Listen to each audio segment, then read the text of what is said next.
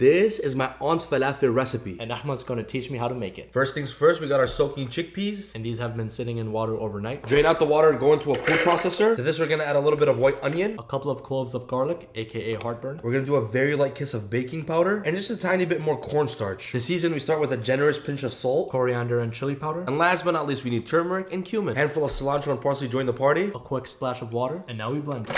Every couple of minutes, give it a quick flick to the wrist. We worked it down for a few minutes. Not too dry, not too wet. Cover this with saran wrap. And into the fridge for about an hour. For the crucial tahina sauce, we're gonna start with plain yogurt. We're gonna add some tahina, which is sesame paste. To this, we're gonna add salt and lemon juice. We're gonna grate in some fresh heartburn. And you wanna grate it so it almost melts in the yogurt. To thin this out and turn it more like a sauce, I'm gonna add a little bit of water. So we're using this special falafel maker. What is this? It's one of one. We're gonna pull down on the lever, toss in our falafel mixture, and just give it a quick low fade. And now we drop it into our hot oil. You just need a couple minutes at 325. Just a pro tip, they kind of float to the top like this when they're ready. See how they're nice and crispy on the outside and still fluffy and tender on the inside. Can you show us how you like to eat it? Okay, here's the game plan. You're gonna grab a hot pita and turn it into a pocket, and then you're gonna shove the falafel inside. Me personally, I like to just press them in. It's time to make it look extra cute. We're gonna do a little bit of our tahina sauce, a couple tomatoes, some cucumber, a couple fresh mint leaves, and then we finish with pickled turnips. And as always, no bismillah.